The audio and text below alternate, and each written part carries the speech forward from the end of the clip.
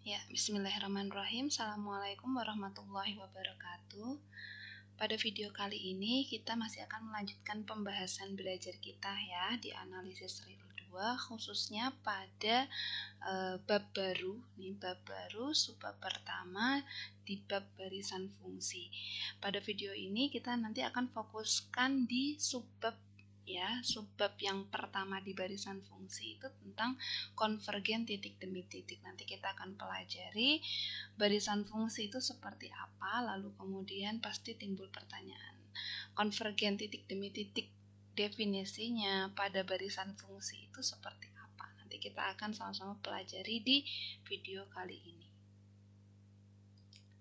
Nah, pada definisi konvergen titik demi titik di subbab pertama pada barisan fungsi, kita nanti akan pelajari bagaimana suatu barisan fungsi itu dikatakan memiliki kriteria konvergen titik demi titik. Namun sebelumnya kita kenali dulu ya, barisan fungsi itu seperti apa. Kalau kemarin ya di subbab dan bab sebelumnya kita sudah pelajari bahwa kita telah memiliki fungsi itu sebagai objek individu. Contoh fungsi yang sudah kita pelajari misalnya ya, ada x kuadrat. Terus kemudian ada seper x begitu. Nah, di sini nanti kita akan pelajari ya, barisan fungsi itu merupakan suatu keluarga fungsi yang berkumpul menjadi satu ya, karena barisan berarti objeknya lebih dari satu. Nah, isinya objek itu apa? Biasanya kita mengenal adanya barisan, contoh ya, barisan bilangan genap gitu ya. Jadi di sini kontennya barisan bilangan genap ya isinya hanya bilangan genap saja, misalnya 2, 4, 6, 8 dan seterusnya. Nah, namun di sini kalau misalnya barisan fungsi ya isinya yang ada di dalam ini berupa fungsi ya, tidak lagi dia merupakan angka atau tidak lagi dia merupakan objek individu yang sendiri seperti x kuadrat selesai. Tapi di sini kita nanti akan belajar objeknya kita itu berupa barisan, di mana barisannya berarti lebih dari satu ya, 2, 4, 6, 8 nih objeknya lebih dari satu. Tapi di dalamnya ini ya, di dalamnya yang kita miliki ini itu merupakan bukan lagi angka, bukan lagi suatu objek yang terdefinisi seperti barisan buah yang awalannya A seperti itu, bukan, tapi objek yang ada di dalamnya di sini sudah merupakan fungsi. Contohnya seperti ini ya, x pangkat n. Jadi objek yang ada di dalamnya kita bisa lihat yang namanya barisan pasti domainnya dia bilangan asli ya, bilangan asli atau n biasa kita sebut ya.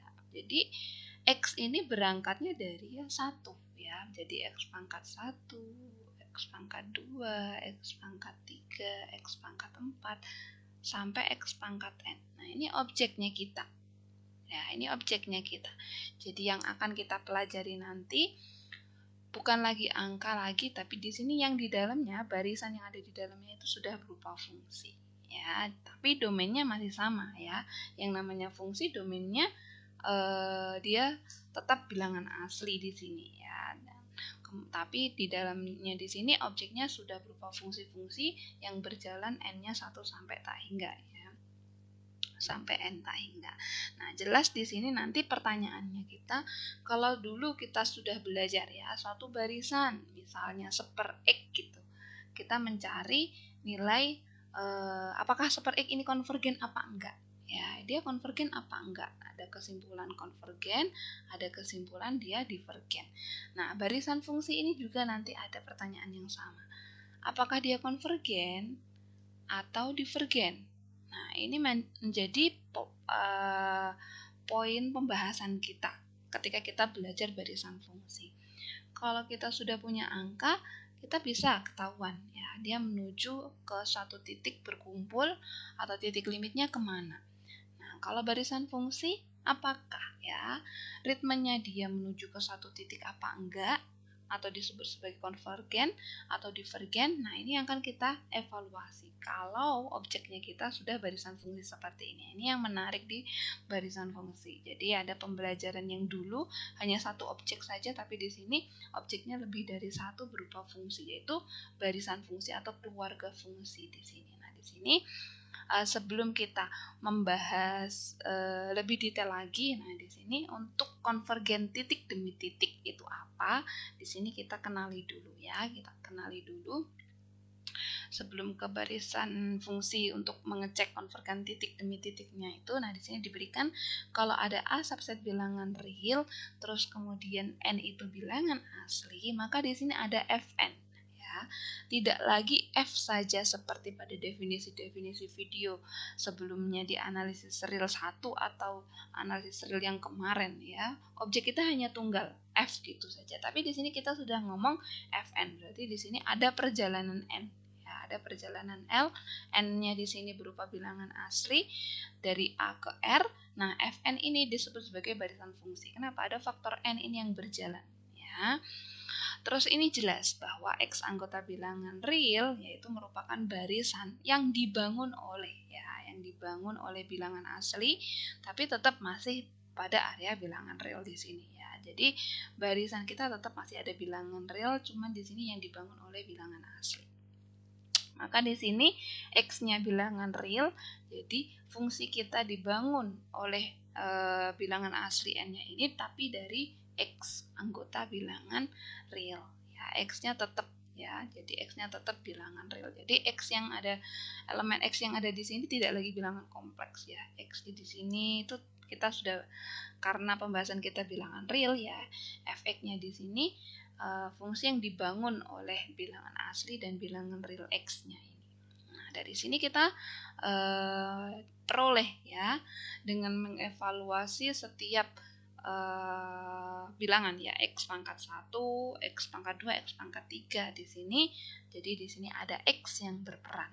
Nah, nilai X inilah nanti ya, nilai X inilah yang nanti ketika X anggota bilangan real yang akan menentukan barisan fungsi kita itu apakah benar dia menuju ke satu titik atau biasa kita sebut sebagai titik limitnya ya. Maka kita sebut dia konvergen apa enggak. Ya, kalau dia menuju ke satu titik alias limitnya ada, ya, dia tunggal, dia unik, maka barisan fungsi kita dia konvergen. Kebalikannya, kalau memang dia sudah diambil X anggota bilangan A, A-nya anggota bilangan real, tapi nilai limitnya nggak ada, ya, nilai limitnya nggak ada, otomatis dia dikatakan divergen, ya, kebalikannya. Nah, di sini jelas bahwa yang menentukan kekonvergenan titik demi titik nanti itu dipengaruhi oleh X ya. X-nya diambil apa? Begitu. Jadi kalau X-nya diambil mungkin seperdua begitu. Nah, seperdua pangkat 1, seperdua pangkat 2, seperdua pangkat 3. Nanti menuju ke satu titik enggak? Kalau iya berarti dia konvergen titik demi titik. Enggak, jadi titik demi titiknya dia konvergen. Tapi kalau enggak, ya, tidak menuju ke satu titik, maka kita tidak bisa katakan barisan fungsi kita dia konvergen titik demi titik. Jadi di sini untuk X anggota A, ya, itu dia yang menentukan apakah dia punya limit apa enggak atau konvergen atau enggak. Baik, nah di sini, setelah tadi kita secara sepintas tahu konstruksi berpikir kita sudah dibatasi pada barisan fungsi itu wujudnya seperti apa. Terus kita mau mengecek apakah dia konvergen titik demi titik apa tidak. Ya, itu salah satu alternatif untuk mengecek barisan fungsi kita ini konvergen titik demi titik itu maksudnya seperti apa sih gitu ya. Apakah dia konvergen apa enggak. Nah, definisi 1 di sini memberikan penjelasan kalau kita punya Fn. Lagi-lagi kita di sini sudah belajarnya udah Fn ya. Sudah barisan fungsi. Barisan fungsi. Nah, di sini diketahui domainnya A subset bilangan real ya. Di sini A subset bilangan real, terus kemudian diambil lagi A0 ya. A0 ini dia merupakan subset dari A sendiri. Jadi di sini bisa dituliskan kalau kita punya bilangan real di sini ya, anggota bilangan real kita ambil A. Ya, di sini ada A. Nah, kita punya A0 di sini ya. Anggota yang subsetnya di sini isi-isinya merupakan subset bilangan A itu sendiri. Jadi A0 ini subset dari A. Nah, fungsi kita itulah A0 ke R ya. Domain kita ini dari A0 ke R. Jadi fungsi kita ini fungsi yang ke R. Nah, ini fungsi kita. Ya, ini fungsi kita. Ini fungsi kita yang akan kita bahas, fungsi A0 ke R. Nah, kita katakan ya, barisan fungsi kita tadi, Fn kita tadi, itu konvergen pada A0 terhadap fungsi kita yang tadi. Jadi dia konvergennya ke A0, domain yang lebih kecil daripada A. Ya. Jika, nah di sini diambil satu saja titik di dalam A0, kita katakan di sini satu titiknya kita sebut X ya. Di sini kita sebut X. Nah, ambil saja X di dalam A0, maka ya, kalau ada satu X saja di dalam A0, maka barisan Fnx ya. Kan tadi kita hanya belajar Fn. Nah, Fn di sini diambil satu X yang ada di dalam A0. Ya, ambil saja satu, berarti kan Fnx. Kalau diambil U di dalam A0, maka Fnu gitu ya. Tapi ini yang lebih general saja, kita ambil nilai satu saja X di dalam A0, maka terpilihlah Fnx.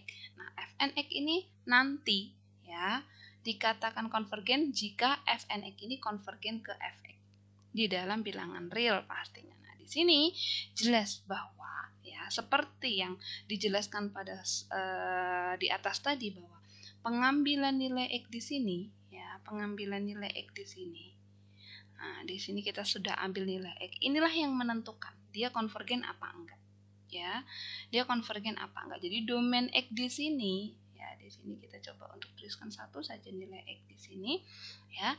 Dia yang menentukan nanti dia konvergen apa enggak. Dikatakan konvergen titik demi titik jika, nah ini syarat yang harus dipenuhi kalau kita punya barisan fungsi konvergen titik demi titik. Fnx-nya harus konvergen ke Fx ya.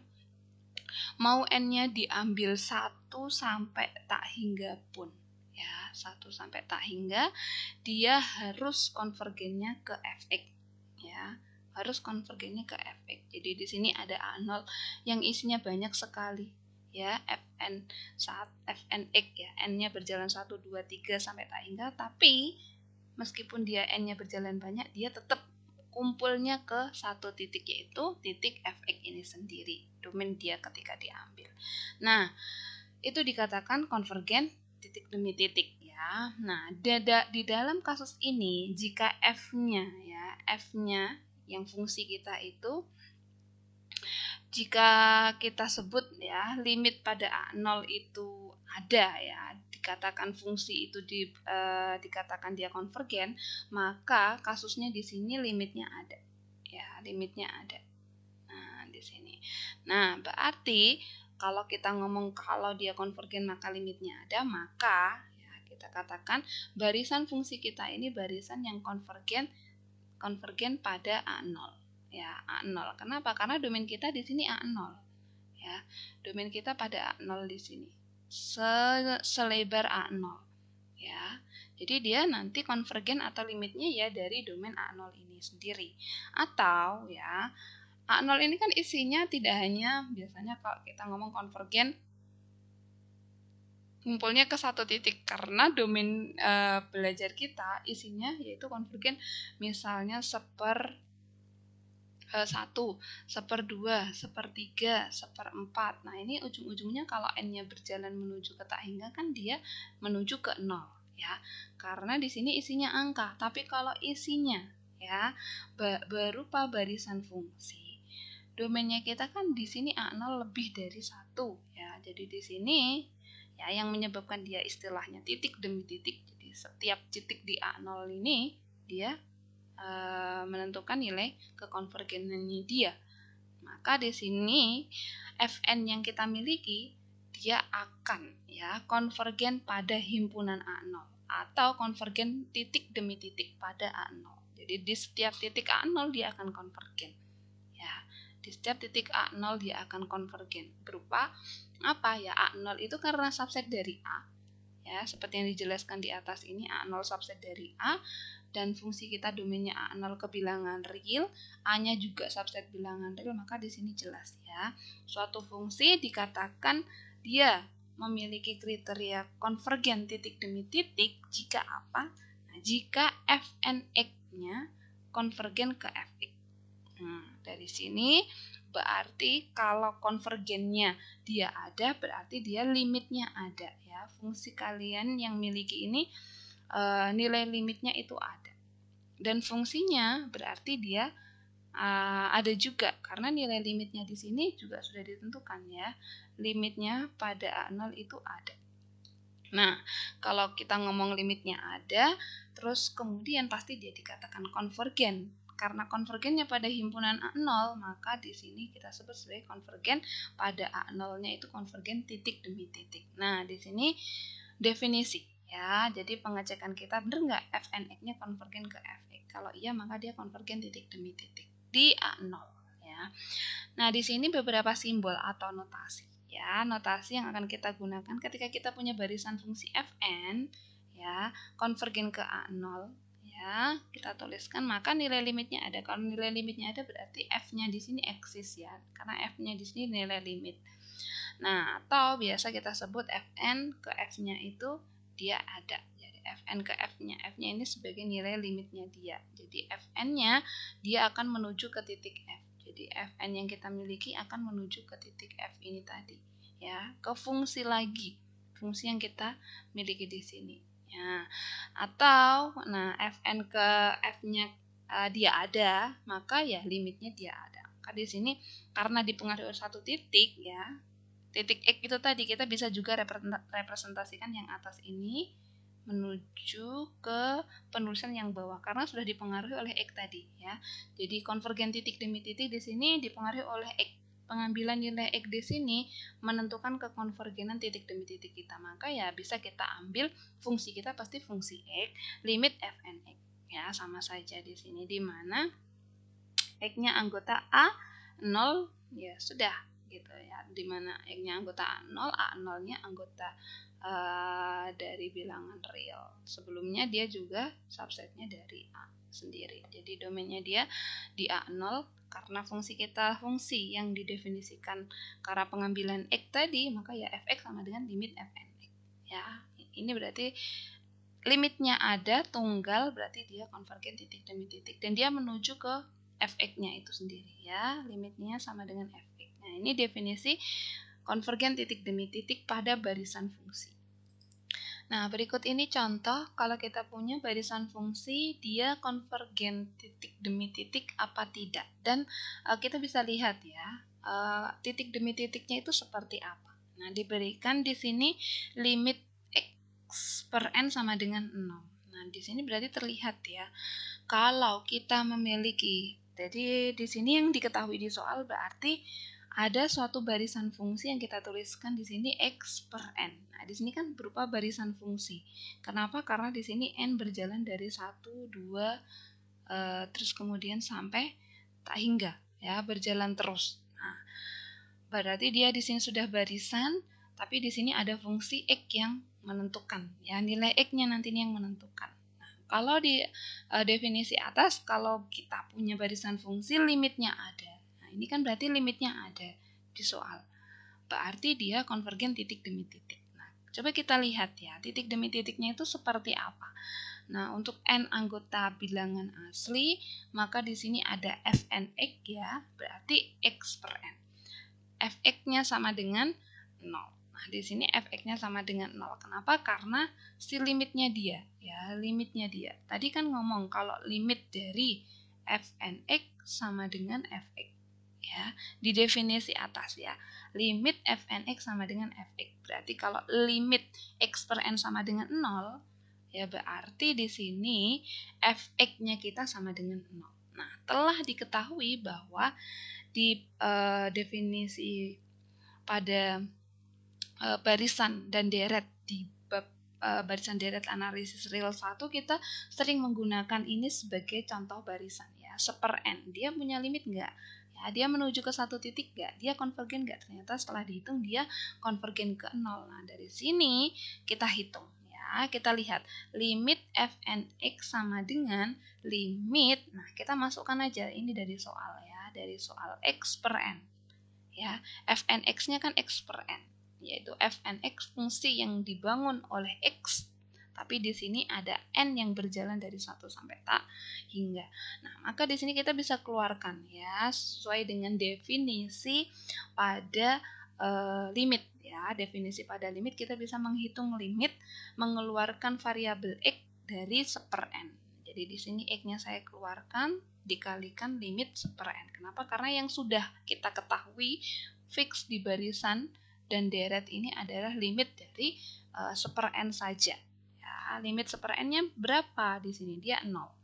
Kebetulan di sini 0 ya. Limit suatu deret kita di sini barisan kita di sini dia sama dengan 0. Berarti x di sini dikalikan 0 sama dengan 0. Nah, di sini. Jadi, kalau kita punya barisan seper n dia konvergen ke 0, tapi di sini pengambilan x ya. Pengambilan x di sini menentukan. Ya, ini berhubung ya contoh kita di sini cukup mudah. Terus kenapa ujung-ujungnya 0 kalau X ini yang mempengaruhi ya? Berdasarkan definisi X inilah yang mempengaruhi dia konvergen titik demi titik apa enggak ya. Ini penentu. Ya, ini penentu. Coba kalau di sini nilai limitnya dia tidak 0 ya. Kebetulan saja contoh yang kita berikan di sini adalah nilai limitnya 0. Kalau dia tidak 0, misal katakanlah 1 ya atau setengah gitu, berarti x di sini yang menentukan ya. Misalnya x dikalikan setengah gitu kan, jadi setengah x ya. Maka nilai x di sinilah yang menentukan ya. Nilai x-nya di sinilah yang menentukan ya. Mau x-nya di mana dia nanti yang menentukan ya. Berhubung dia 0 ya, berapapun nilai x yang kita masukkan pasti dia akan 0 ya. Nilai limit kita yang kita miliki di sini berhubung ya seper n-nya dia limitnya menuju ke 0, maka x-nya juga ikut 0. Kalau dia tidak 0, pasti x di sini yang menjadi penentu ya. Karena di sini setengah di sini sudah ngunci, maka x-nya di sini yang menentukan ya. Nah, seperti pada gambar berikut ini kita bisa lihat ya, ilustrasi kalau kita ambil seper n tapi n-nya dia berjalan 1 di sini ya. Maka di sini ketemu F1. Dia akan menuju ke titik 0 juga karena titik kumpul ya ketika dia n-nya 1. Ambil n-nya sama dengan 2 ya. Dihitung lagi ya. N-nya 2, maka di sini limitnya tetap menuju ke 0 lagi. N-nya 3 ya menuju ke 0 lagi. Jadi di sini bisa dilihat ya, tidak lagi angka ya, misalnya angka setengah, sepertiga, seperempat, sampai seper n. Dia menuju 0 ya. Tapi barisan fungsi kita di sini ya, bisa dilihat barisan fungsi kita di sini berjalan 1 sampai tak hingga di sini, dia tetap ya masih akan bisa ya, titik demi titik yang kita ambil 1, 2, 3, 4, 5 sampai tak hingga dia akan sama menuju ke satu titik kumpul yang biasa kita sebut sebagai titik limit atau titik konvergensi ya. Ada satu part saja nilai n, misalnya ketika dimasukkan n sama dengan 7, dia nggak menuju ke 0 ya. Misalnya ketika kita ambil n sama dengan 7 gitu, dia nggak menuju ke 0, maka kita tidak bisa katakan dia konvergen titik demi titik ya, tidak bisa. Jadi harus semua menuju ke satu titik. Ketika n sama dengan 7 dia konvergennya ke angka 4 begitu ya di sini. Nah, kita tidak bisa ya, titik kumpulnya harus benar-benar tepat di angka 1, nilainya tunggal ya, 1 nilai yang tunggal, tidak bisa lebih dari 1 ya. Jadi sini bergantung nilai x. Kenapa tetap ujung-ujungnya 0? Karena berhubung nilai limitnya di sini 0, maka x yang dikalikan oleh tetap 0. Coba kalau kita hasil limitnya yang tidak 0 kan nilainya akan berubah sesuai dengan nilai x yang kita ambil. Begitu. Jadi di sini konvergen titik demi titik dipengaruhi oleh x yang kita ambil. Baik, di atas tadi sudah kita ketahui ada satu istilah untuk mengecek kekonvergenan suatu barisan fungsi yang kita sebut sebagai konvergen titik demi titik ya. Nah, di sini nanti kita akan pelajari setelah kita tahu ada konvergen titik demi titik, nanti ada istilah lagi konvergen seragam, ya. Konvergen seragam. Nah, lalu apa konvergen seragam itu? Nah, sebelum kita bahas konvergen seragam, ya istilah lagi untuk mengecek apakah barisan fungsi kita konvergen seragam apa enggak gitu. Nah, di sini konvergen seragam kita berikan lema dulu ya. Kita berikan lema dulu untuk pengantar menuju konvergen seragam ya. Suatu barisan fungsi A subset bilangan real. Nah, di sini fungsinya ke R juga ya. Fungsi kita tetap ke bilangan real, konvergen ya, konvergen terhadap suatu fungsi f. Nah, ini kita bisa simbolkan f-nya itu dari A0 ke R sama ya. Sama seperti pada penjelasan konvergen titik demi titik. Jadi ada bilangan real di sini kita ambil A. Nah, di sini ada A0-nya. Nah, A0-nya di sini dia sebagai domain menuju ke R. Nah, jika dan hanya jika, jadi barisan fungsi kita dikatakan konvergen ya, menurut nanti konvergen seragam jika dan hanya jika terdapat epsilon positif terus diambil satu titik ya di dalam A0, maka akan ada bilangan K yang lebih besar daripada N. Nah, biasa kan kita bahas ya. Misalnya barisan kita 1 sampai 100. Kita yang ambil K-nya yang lebih besar lagi. Ya, yang lebih besar lagi di sini. Ya, maka di sini K-nya kan lebih besar ya daripada N. Yang lebih besar daripada N. Nah, di sini posisinya daripada N-nya kan sudah selesai ya. N-nya sudah selesai di sini. Nah, K-nya kita ambil yang lebih besar maka akan berlaku Fnx minus Fx dimutlakkan ya. Mutlak dari Fnx min Fx jadi barisan fungsi ke ya titik fungsi konvergensi ya dia harus kurang dari epsilon untuk sembarang x anggota A0. Jadi di sini bisa dilihat ya tidak lagi nilai x yang menentukan apakah dia konvergen apa enggak ya, tapi nanti istilahnya konvergen di sini lebih spesifik konvergen seragam ya. Apakah dia konvergen seragam apa enggak jika ya kalau dia kurang dari epsilon maka ya antara apa ya Fnx dan Fx dia harus kurang dari epsilon maka dia konvergen. Kebalikannya ya kalau kita punya Fnx ya min Fx kita mutlakkan dia lebih besar atau sama dengan epsilon 0 ya. Ini sebagai negasi dari kata konvergen berarti dia divergen. Nah, di sini. Jadi apa bedanya dari yang sebelumnya ya? Bisa dilihat di sini bukan X lagi yang menentukan nilai konvergen di sini ya dalam kasus seragam ini. Tapi nilai benar nggak dia masih berada di epsilon. Padahal di sini kita ambil domainnya K lebih besar.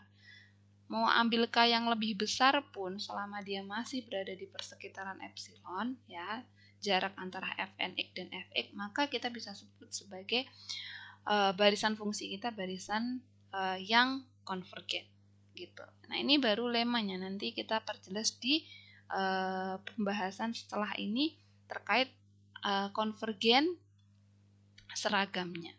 Nah, lema di atas, nah di sini dijelaskan lagi lebih detail terkait dengan konvergen seragam. Kalau tadi konvergen titik demi titik, dia harus setiap titiknya dia menentukan ya, setiap titiknya dia menentukan nilai konvergensinya. Tapi di sini ya konvergen seragam tidak lagi bergantung pada X ya seperti pada lema di atas, tapi bergantung pada epsilon. Nah, di sini ada definisinya.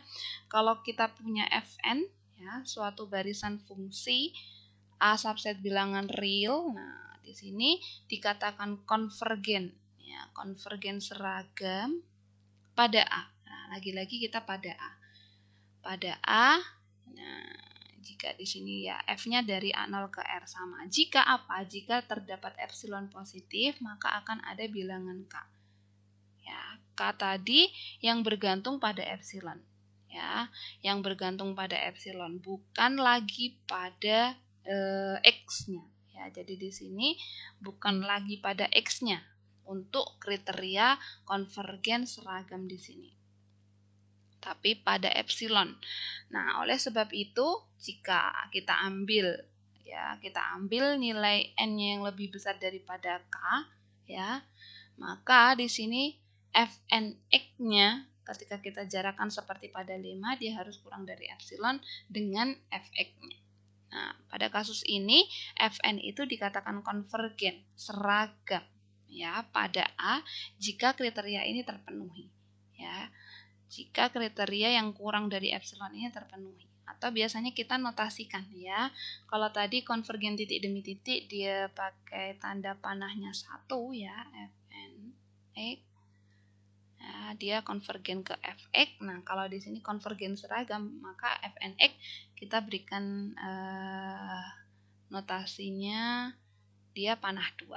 Ya, panah 2. Jadi di sini tidak lagi X yang menentukan nilai konvergensi suatu barisan fungsi, tapi dipengaruhi oleh yang menentukan adalah nilai epsilon, ya. Di sini berarti, ya, pembahasan kita, ya, bisa dilihat pembahasan kita. Kalau X-nya berarti X-nya itu tidak lagi berperan, ya, di konvergen seragam. Berarti terlihat di sini, ya, yang titik demi titik. Nah, itu kan dipengaruhi oleh X. Berarti, ya, dia tidak mempertahankan, istilahnya di sini konvergensinya lemah, ya, konvergensinya lemah. Kenapa? Karena dipengaruhi oleh nilai X yang mungkin, ya, kalau berubah dan berbeda, nilai konvergensinya akan berubah dan berbeda juga ketika kita mengambil X-nya ini. Cuma kalau kita di sini, ya, konvergen seragam hanya dipengaruhi oleh epsilon, berarti di sini konvergensinya jauh lebih kuat, ya, yang konvergen seragam ini. Jadi tidak ada X lagi yang ketika kita ambil nanti hasilnya beda, ketika kita ambil hasilnya beda, enggak. Jadi di sini sejauh mana kita mau memberikan batasan selama dia konvergen ke F. Nah, di sini epsilon di sini menentukan lebih kuat, ya, lebih kuat daripada yang sebelumnya kita pelajari yang titik demi titik. Jadi di sini seragam ini dipengaruhi oleh epsilon. Jadi tidak X lagi, ya. Jadi lebih kuat. Jadi pembahasannya jauh lebih global, lebih luas ketimbang daripada X yang kita ambil. Nah, dari sini terlihat juga, ya, nilai epsilon di sini berarti kontinuitasnya dipertahankan ketimbang yang sebelumnya ini, ya, yang titik demi titik. Ya, tidak ada jaminan untuk dia kontinu barisan fungsi kita. Tapi kalau epsilon di sini sudah ada jaminan, oh, dia jauh lebih global, lebih luas, lebih kuat, dan kontinuitasnya di sini dipertahankan. Ini, ya, jadi bedanya dari yang sebelumnya itu karena pengaruh epsilon dan X di sini menentukan. Nah, berarti, nah, di sini ada pertanyaan. Kalau kita punya definisi konvergen seragam, jadi kalau nggak konvergen seragam itu seperti apa, ya, atau negasinya? Jadi ada case di mana kita punya barisan fungsi diberikan epsilon, diberikan k-nya, tapi dia sudah di luar epsilon. Nah, itu gimana? Nah, itu suatu kriteria kalau kita punya barisan fungsi tidak konvergen seragam, ya, sama, ya, kita punya fungsi diberikan epsilon positif, ada fnk, ada fn. Nah, kemudian kita normkan, ya, antara fnk dari fx-nya dia lebih besar daripada epsilon 0, ya. Di sini pemberian istilah epsilon 0 sebenarnya karena dia sudah di luar dari epsilon yang kita bahas. Jadi di sini ada epsilon 0 yang ini. Jadi sama saja mau epsilon atau epsilon 0 tidak ada masalah. Ini suatu notasi saja kalau kita bahas berada di area yang tidak konvergen seragam. Jadi di sini kalau kita ambil, ya, subbarisan fnk dari fn, maka mohon maaf ini ada typo, jadi ini harusnya spasi, ya. Maka akan ada subbarisan dari xn. Nah, xn-nya kita jarakkan antara fnk xk dengan, jadi subbarisannya kita jarakkan, ya. Jadi kalau kita membahas tentang barisan fungsi, kita ambil subnya dia tidak konvergen seragam, pasti barisan utamanya juga akan tidak konvergen seragam. Jadi kita kalau di sini di lemma 5 berasal dari definisi yang di atas sudah kita kembangkan di sini, kita ambil sub barisannya, kalau dia tidak konvergen seragam maka barisannya juga akan tidak konvergen seragam. Di mana? Karena dia lebih dari epsilon atau lebih dari epsilon 0 sama dengan. Nah, ini kriteria suatu barisan fungsi tidak konvergen seragam. Harus di sini sudah berada di luar epsilon 0. Baik, setelah kita tahu definisi terkait dengan konvergen seragam atau tidak konvergen seragam, nah kita langsung saja pada contohnya ya. Di sini diberikan contoh, kita ambil saja kelanjutan dari contoh yang sebelumnya. Kita sudah ada di konvergen titik demi titik ya, diberikan yang di atas ya, contoh di atas diberikan limit dari x per n itu dia sama dengan 0 untuk x anggota bilangan real ya. Dia ternyata setelah diuji di atas dia konvergen titik demi titik ya, konvergen titik demi titik. Nah, apakah di sini nanti harus kita cari tahu dia konvergen seragam apa enggak ya, seragam apa enggak atau tidak. Nah, ini harus kita cek ya. Apakah dia konvergen titik demi titik? Iya. Tapi konvergen seragam ini masih tanda tanya. Nah, fungsinya masih sama ya. Barisan fungsinya kita masih sama. Jika diberikan limit dari jadi dia menuju ke titik 0 iya, ada limitnya. Berarti dia menuju ke kumpul ke satu titik iya. Nah, pada contoh di atas titik demi titik diberikan ya, kita ambil K-nya. Tadi kan dipengaruhi oleh epsilon yang berdampak pada K ya, atau biasanya kita sebut ada delta gitu ya. Nah, kita ambil K-nya itu sama dengan NK ya, untuk posisi sejauh K-nya sama dengan NK dan XK-nya sama dengan K. Jadi fungsinya fungsi di titik itu sendiri. Pasti nilainya FNK XK itu sama dengan 1. Ya, di sini. Nah, sehingga FNKXK nilainya 1, FXK nilainya 0. Yaitu dari mana? Ini dari limitnya. Nilai 0 ini dari soal ya, dari soal limitnya. Di limitnya. Terus kemudian FNKXK ini ya fungsi ketika kita mengambil epsilon maka akan ada delta atau di sini K ya. Ada K-nya yang mempengaruhi ya, K-nya yang mempengaruhi akibat dari pengambilan epsilon. Sebanyak K-nya apa? NK. Maka XK-nya sama dengan K, sama-sama FK di titik K ya angka 1 itu sendiri. Ya. Terus kemudian 1 dikurangi 0 kita mutlakkan ya. Ternyata dia sama dengan 1. Ya, 1 dikurang 0 sama dengan dimutlakkan 1. Oleh sebab itu ya, karena perolehan angka 1 di sini, maka Fn-nya tidak konvergen seragam pada R ya. Angka epsilon yang kita ambil berdampak pada K, di mana K ketika diambil sama dengan NK, K-nya juga sama dengan XK, ternyata dia tidak konvergen seragam. Meskipun di contoh sebelumnya dia konvergen titik demi titik, ya. Tapi untuk konvergen seragam tidak, ya. Kenapa? Karena di sini nilai 1 ini berbeda dari nilai limitnya yang kita punya di soal ini, ya. Di sini yang menyebabkan dia tidak konvergen seragam. Di sini terlihat ya pada contoh kasus soal limit x per n sama dengan 0 barisan fungsi ini, dia di konvergen titik demi titik ya, tapi konvergen seragam enggak.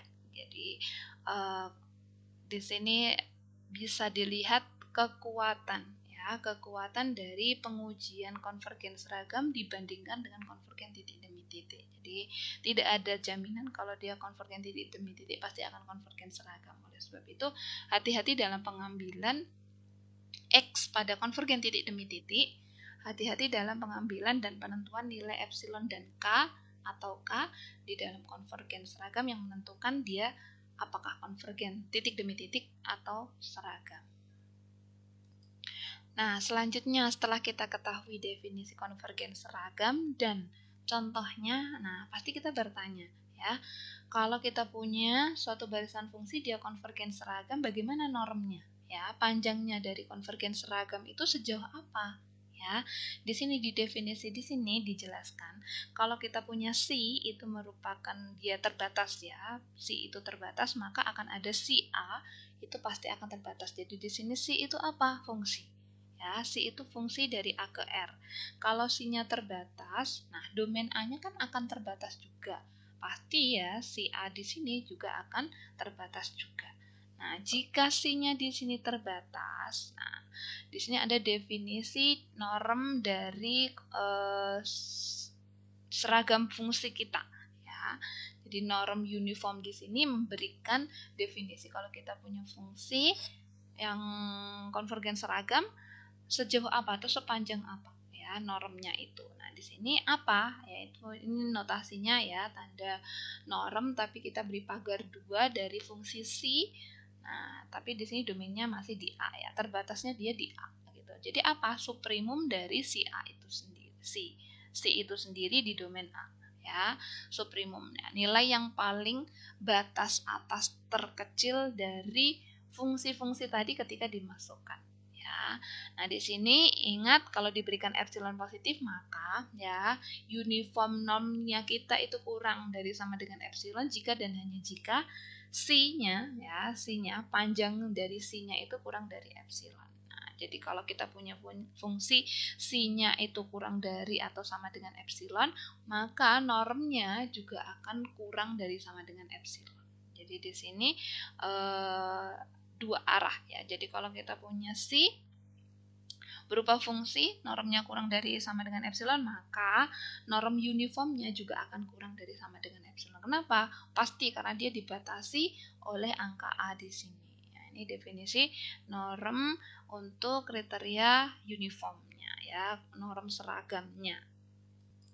Oke, setelah kita tahu nih definisi norm uniform ya, norm dari konvergen seragam. Nah, di sini ada 58 dia ngomong kalau kita punya barisan fungsinya dia terbatas. Nah, dia konvergen seragam pada A jika dan hanya jika norm seragamnya dia menuju 0. Jadi, suatu fungsi kita dikatakan konvergen seragam jika dan hanya jika, berarti di sini dua arah ya, dua arah harus kita buktikan jika dan hanya jika norm seragamnya dia menuju ke 0. Nah, ini jadi kalau kita punya fungsi, barisan fungsi, kita norm seragamkan dia menuju ke 0, maka dia konvergen seragam. Atau kalau kita punya fungsi yang konvergen seragam, pasti norm uniformnya dia akan menuju ke 0. Nah, kita buktikan dulu dari kiri ke kanan ya. Ini yang pertama, jika Fn-nya dia konvergen seragam. Nah, dari definisi yang sebelumnya berarti terdapat epsilon, ada K atau delta, demikian sehingga untuk N yang lebih besar daripada K, maka akan berlaku ini. Ya, akan berlaku kurang dari epsilon. Nah, dari definisi suprimum, hal ini berakibat bahwa kalau kita mau menguji norm, ya, norm untuk seragam berarti kan Fn min F. Fn min F untuk domainnya dia di A ya, Fn min F pasti dia berapapun nilai N yang dimasukkan yang namanya suprimum paling tinggi ya sudah nilainya dia tunggal ya, nilainya tunggal sebagai titik yang paling besar, batas yang paling kecil, jadi nilai tertinggi tapi yang paling kecil untuk batasnya. Nah, epsilon sembarang maka dia akan menuju ke nilai 0. Berarti Fn min F dia akan menuju ke 0 ya.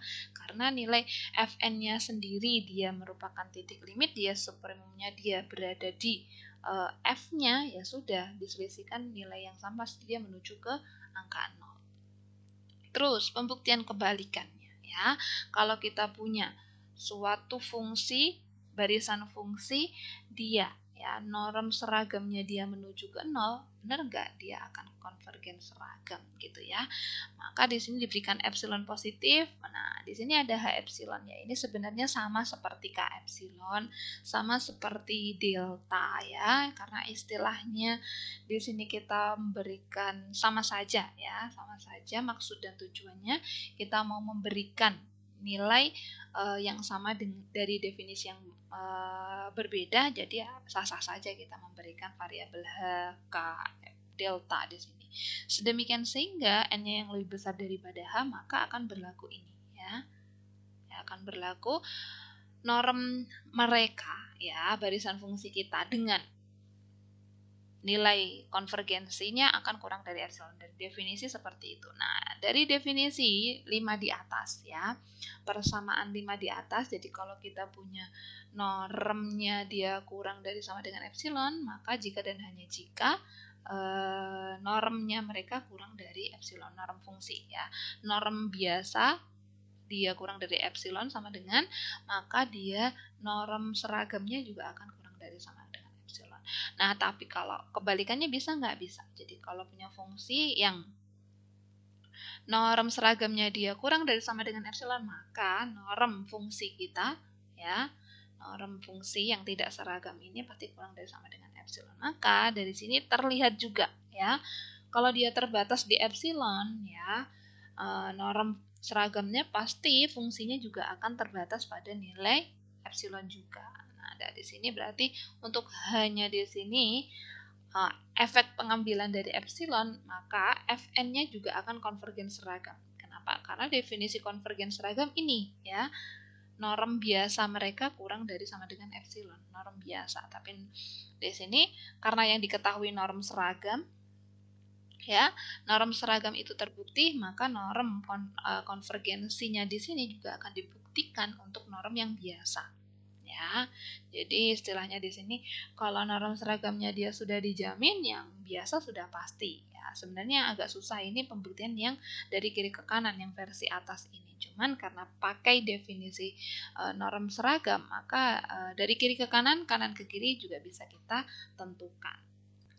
Oke, jadi di sini, nah setelah kita tahu nih ada konvergen titik demi titik, konvergen seragam, terus kemudian ada norm dari seragam itu sendiri. Jadi kita punya berpikir, nah kalau kita punya barisan fungsi, ya awalnya dia sudah dijamin nih, ternyata dia tidak konvergen seragam pada rentang tertentu. Tapi di sini ya, norm di sini kan berarti memberikan batasan ya. Norm di sini memberikan jarak, memberikan yang tanda 2 ini ya, tanda 2 norm mutlak ini atau norm seragam di sini memberikan jarak tentang pembahasan kita. Ya, di contoh 9 di sini kita mau kasih tunjuk kalau misalnya ya, kita punya barisan fungsi pada rentang tertentu dia ya, rentang tertentu dia tidak konvergen seragam. Tapi rentangnya coba rentangnya kita mainkan.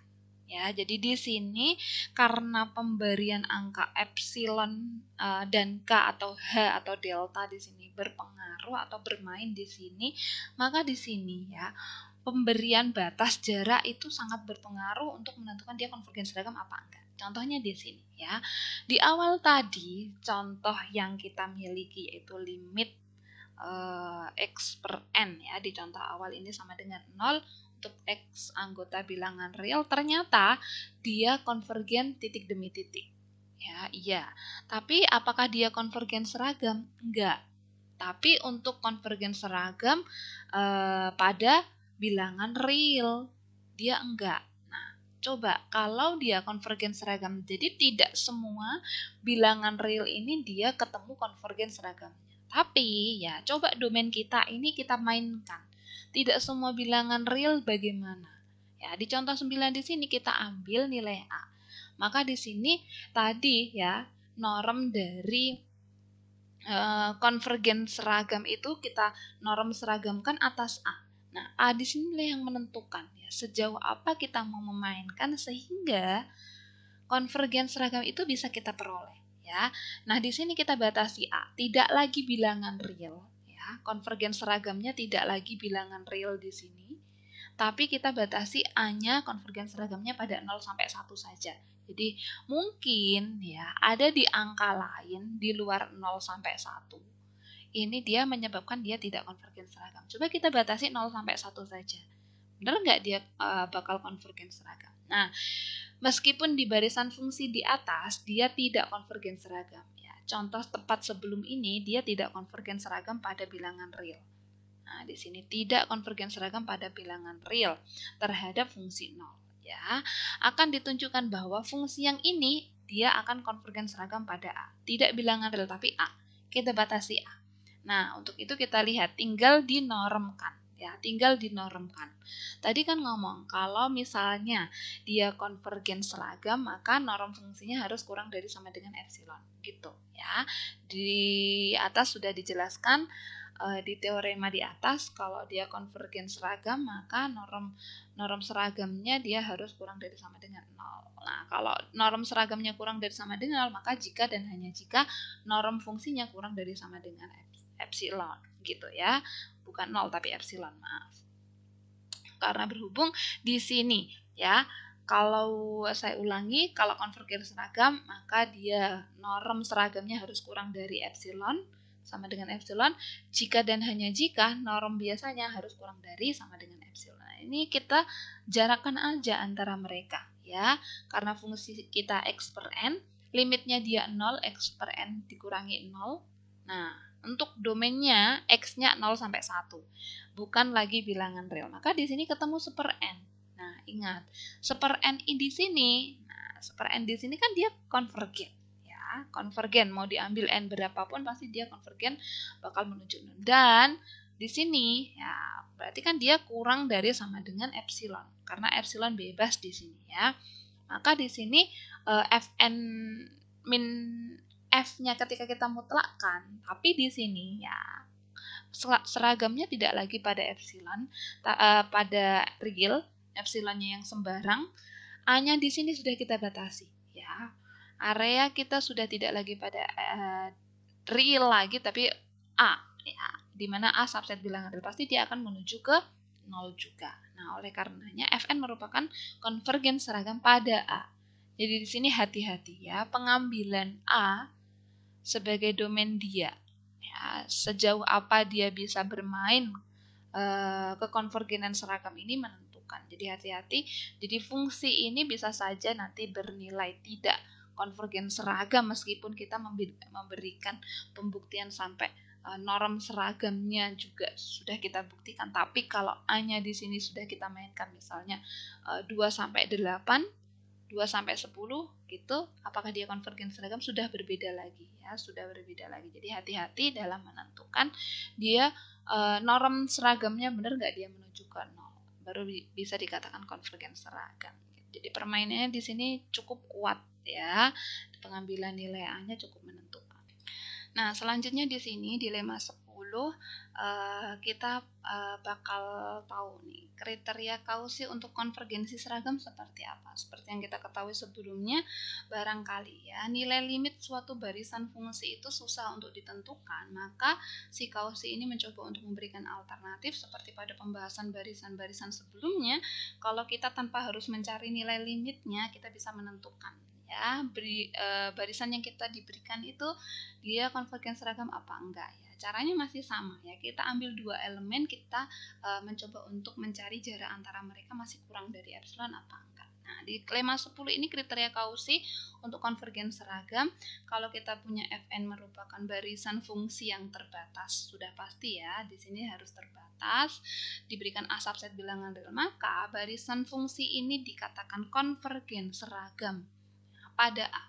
Ya, pada A fungsi kita yang terbatas jika dan hanya jika diberikan epsilon positif maka akan ada bilangan H atau K atau delta. Ya, terserah, di sini kita pakai H di dalam N bilangan asli untuk setiap Mn-nya yang lebih besar daripada H. Jadi kita ambil M dan N yang lebih besar daripada H, maka akan berlaku seperti ini ya. Norm seragamnya antara Fm dan Fn atas A ya, itu harus kurang dari sama dengan epsilon. Jadi di sini jaminannya ya, kalau kita punya dua angka yang lebih besar daripada H ya, lebih besar daripada H, dua angka di mana hanya di sini masih berada di efek ya. H di sini efek dari pengambilan epsilon, maka di sini ada H yang kita punya H di sini. Cuman di sini kita ambil dua angka yang selain H yang lebih besar.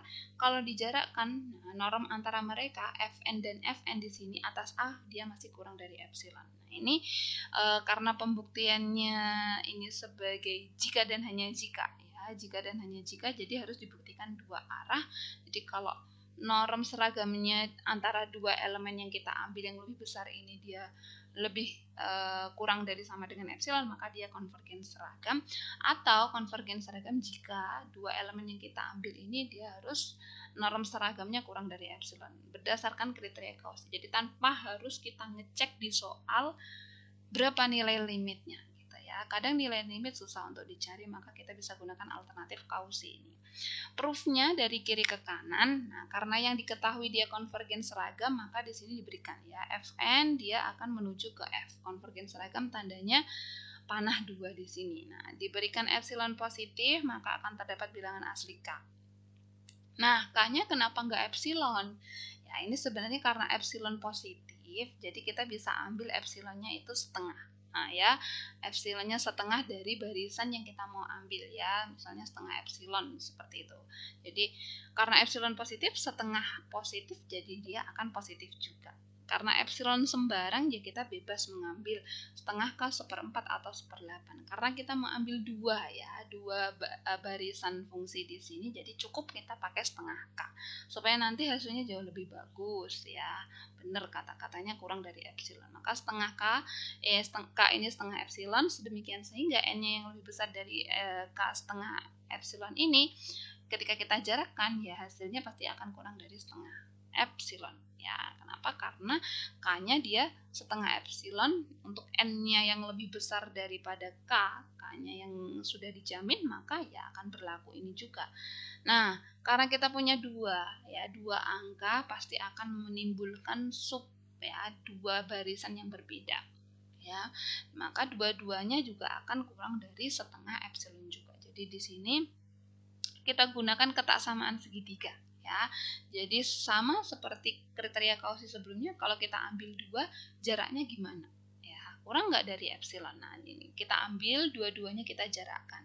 Nah, ini pakai ketaksamaan segitiga, pasti dia kurang dari sama dengan. Ini sebenarnya hanya penambahan dan kita beda rumah. Ya, kalau mau stepnya dirunutkan, ini tanda normnya hilang dulu. Ya, tanda normnya hilang dulu, jadi penambahan min fx plus fx ini kan sama aja ditambah dengan 0. Cuman ini kan awalnya tandanya sama dengan, nah akibat ketaksamaan segitiga kita beda rumah ya, yang awalnya dia satu norm, nah ini normnya kita pisah jadi dua rumah, maka dia kurang dari sama dengan. Nah, karena fm dan fx kita jarakkan kurang dari setengah epsilon. Nah, sesuai dengan definisi ini ya di atas ya, diketahui di atas ini diketahui Fn F dia Fn dan F kita jarakkan setengah epsilon. Fm-nya karena posisi M dan N itu sama-sama yang lebih besar daripada K, sama pasti dia akan kurang dari epsilon juga. Setengah epsilon ditambah setengah epsilon pasti hasilnya kurang dari epsilon. Maka di sini ya norm antara Fn dan Fm dia kurang dari atau sama dengan epsilon. Karena apa?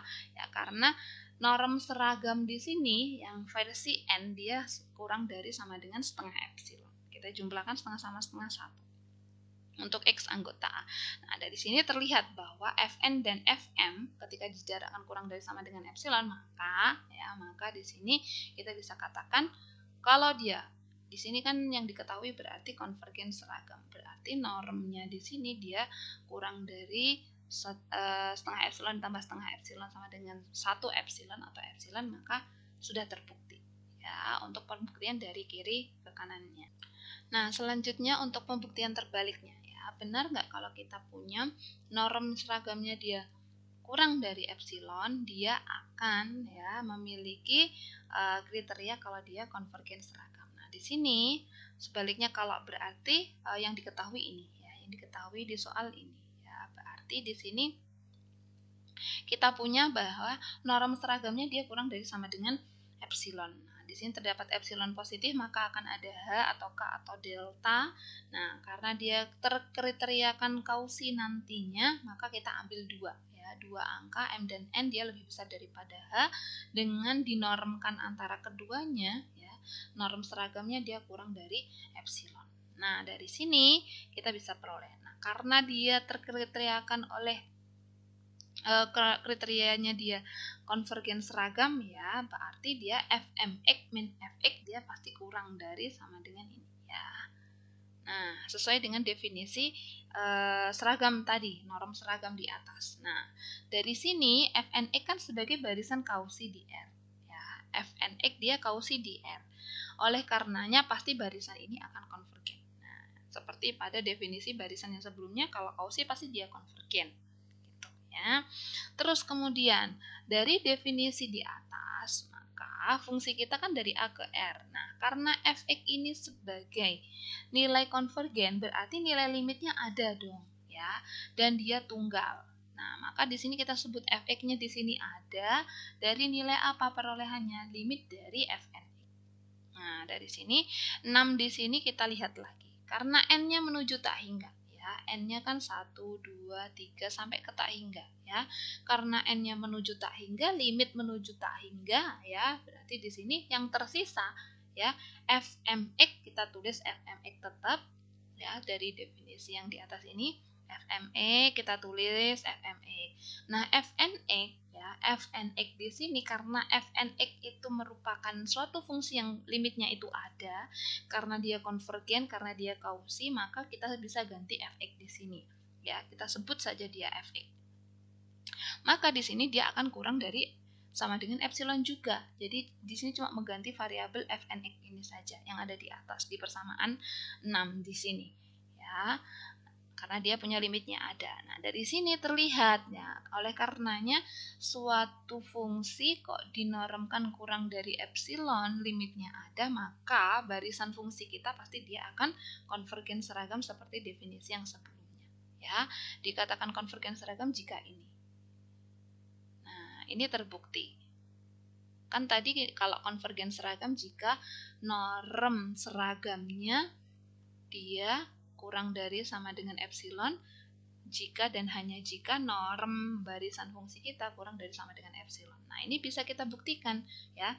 Norm barisan fungsi kita kurang dari sama dengan epsilon. Ini sudah terbukti ya. Mohon maaf, ini tandanya bukan segitiga tapi persegi yang penuh ya, persegi penuh yang menunjukkan dia sudah terbukti gitu. Nah, dari sini terlihat ya, kalau kita punya dua barisan fungsi, nah kita mau mencoba untuk dia terkriteriakan konvergen seragam apa enggak, kita bisa gunakan kriteria kausi karena mungkin limitnya susah dicari. Jadi selama dua-duanya ini masih berada di persekitaran kurang dari epsilon ya, mau dari manapun kita bisa menentukan nilai konvergensi seragam dari kriteria kausi ini, kita bisa gunakan alternatifnya. Tinggal diambil dua, jaraknya di mana ya, masih enggak dalam area, masih di epsilon.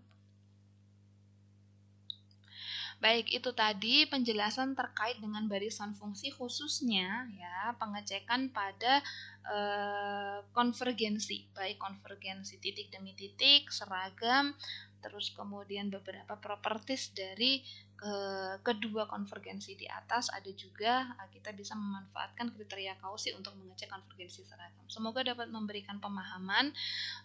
Mohon maaf atas segala kekurangan dan kesalahan. Terima kasih. Wassalamualaikum warahmatullahi wabarakatuh.